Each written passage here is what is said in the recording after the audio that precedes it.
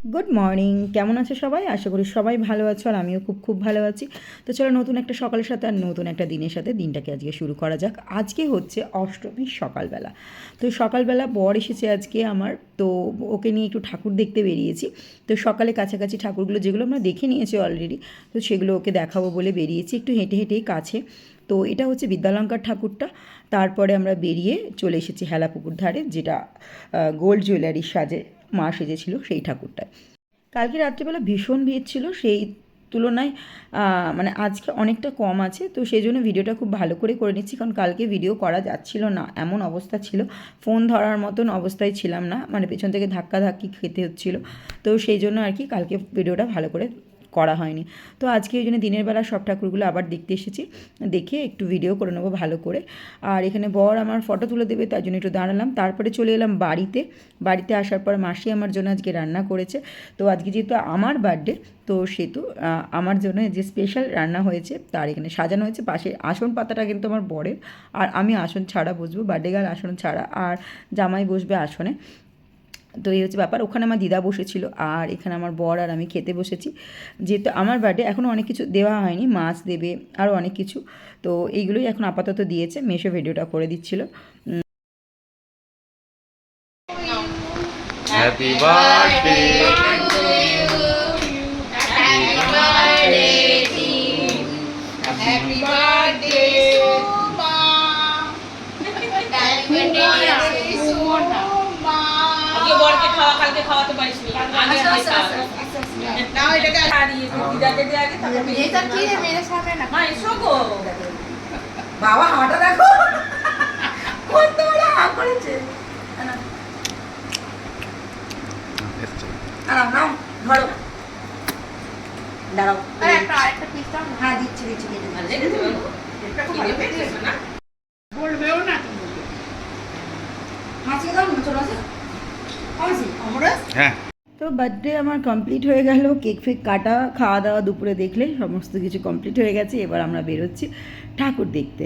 তো প্রথমেই আমরা যাব বাগবাজারে, আর আমাদের এবারে বাগবাজারে ধামাকাদার পুজো হচ্ছে, মানে বলার মতো না। চারদিকে ডিজে বাজছে, তো গেলেই মনে হচ্ছে ওখানে একটু ডান্স করে নিই।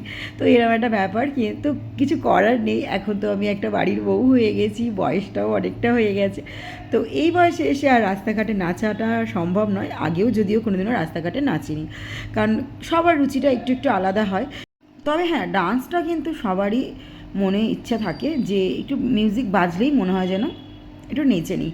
তো এরকম একটা ফিল হচ্ছিলো, আর মনে হচ্ছিলো না ওখান থেকে বেরিয়ে আসে। আর প্রতিটা মানুষ দেখো হাসতে হাসতে বেরোচ্ছে, মানে প্রতিটা মানুষের মাইন্ড একদম ফ্রেশ হয়ে যাচ্ছে এখানটা ঢোকার পরেই।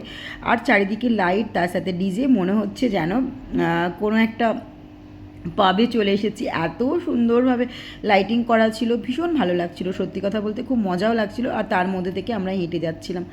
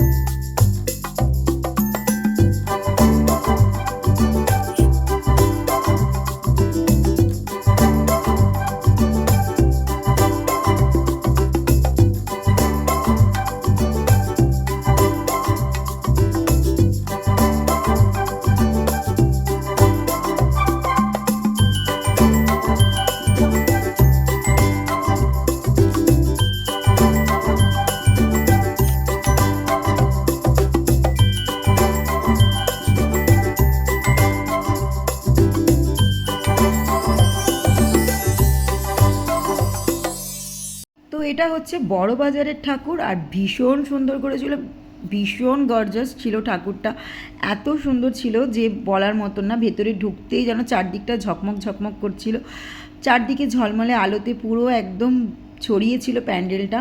আর প্রতিটা মানুষই কিন্তু সেলফি কিংবা ভিডিও করছিল, অনেকে ব্লগও বানাচ্ছিল, আর তার সাথে সাথে আমিও। আর চারদিকে দেখো পটচিত্র পুরো পরিষ্কার সুন্দর করে লাগানো, আর তার সাথে রয়েছে সুন্দর সূক্ষ্ম সূক্ষ্ম কাজ, ছোট ছোট কাজ। এখানে দেখছো লোটাস রয়েছে, সেটাও কিন্তু কাগজে, আর এগুলো হচ্ছে থার্মোকল মনে হচ্ছে কেটে করা, এত সুন্দর ছিল। চারদিকটা লাইট দিয়ে করা, এগুলো থার্মোকলের ফুল, তো ভীষণ সুন্দর লাগছিল দেখতে। আর এই পাশটায় ছিল মাদুরের স্টাইলে থার্মোকলের কাঠি দিয়ে দিয়ে করা, ভীষণ সুন্দর কারুকার্য ছিল। এত সুন্দর সুন্দর মানে ড্রয়িংগুলো ছিল না, মানে বলার মতন নয়, চোখ ধাঁধানো ছিল একদম যাকে বলা হয়। আর ওপরে দেখছে লোটাস বানানো রয়েছে, লোটাসের যে কুঁড়িগুলো হয় সেগুলো দিয়েই কিন্তু হ্যাং করা ছিল, এগুলো সুন্দর করে ডেকোরেশন করা ছিল, ভীষণ সুন্দর করেছিল। সত্যি কথা বলতে মানে ভাষা নেই বলার, এত সুন্দর করেছিল। বড়বাজারের ঠাকুরটাও ভীষণ সুন্দর করেছিল, আর প্রতিটা ঠাকুরের মুখে এত মিষ্টি আর এত সুন্দর, মানে বলার মতন নয়।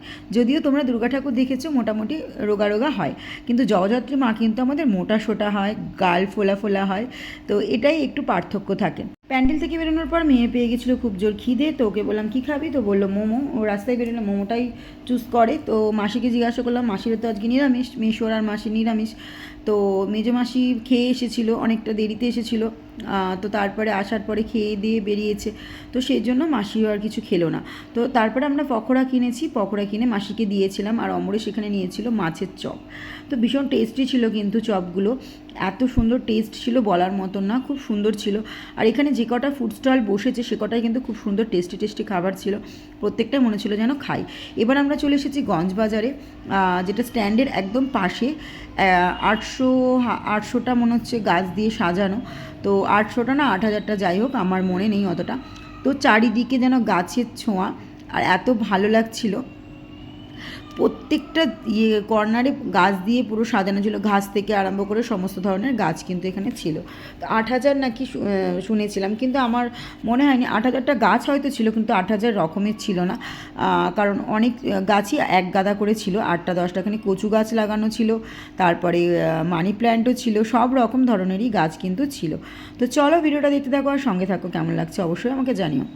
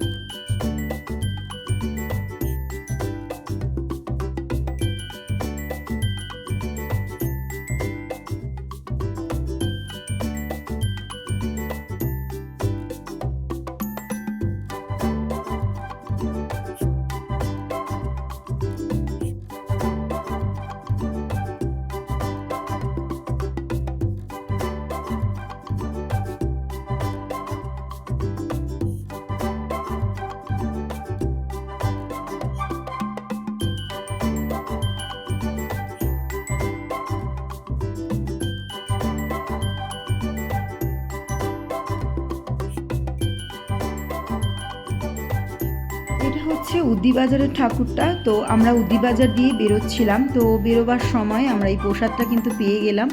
ওখানে প্রসাদ বিতরণ করা ছিল, বেগুন ভাজা আর লুচি। তো সবাইকে একটু একটু করে ভাগ করে দিয়ে দিলাম, সবাই একটু একটু করে খেলো, আর আমিও একটু খেলাম। তারপরে মহা আনন্দে বাড়ির দিকে যাচ্ছি। এখন আমরা যাচ্ছি হাসপাতাল মোড়ের দিকে, কারণ ওখান থেকে আমাদের বাড়ির সামনে একদম বিদ্যালঙ্কার ওখানে কাছেই।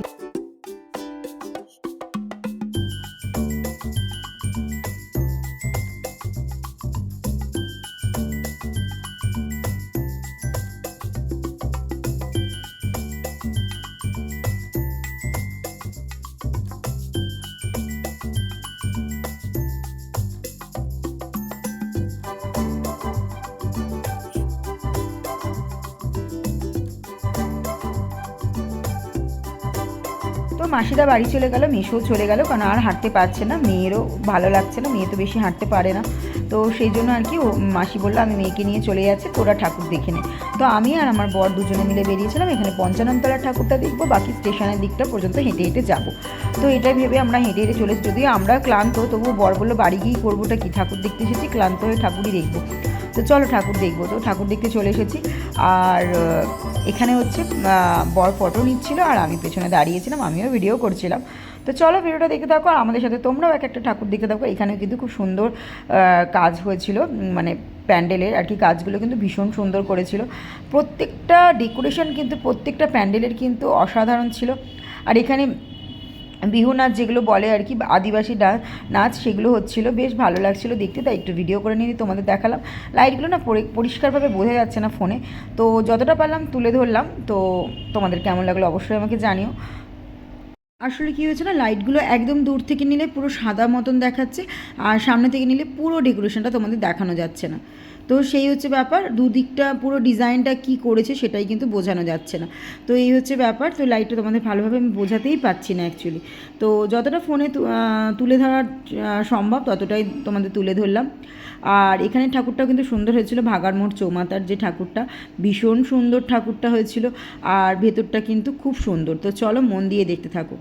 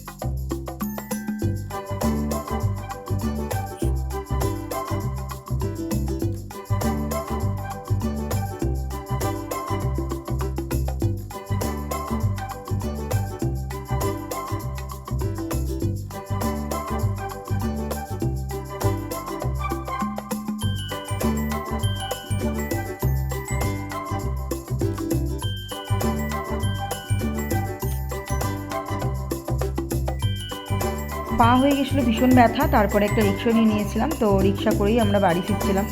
রিক্সায় অনেক বছর চাপি না, কারণ কষ্ট লাগে, তারা চালায় যারা, কিন্তু তাদের না চালালেও তাদের পেটটা কী করে চলবে। তো এইভাবে বড় আর আমি চাপার সঙ্গে সঙ্গে ভেবে নিয়েছিলাম যে একটু বেশি করেই টাকা দেবো। উনি চেয়েছিলেন 100 টাকা, বাড়ির সামনেই একদম নামবো। তো আমরা ভেবেছিলাম এর থেকে একটু বেশিই দেবো। তো চলো ভিডিওটা আজকে কেমন লাগলো অবশ্যই আমাকে জানিও। ভিডিওটা আজকে এখানেই শেষ করলাম। টাটা। আর কমেন্টে কিন্তু জানিও কেমন লাগলো। টাটা।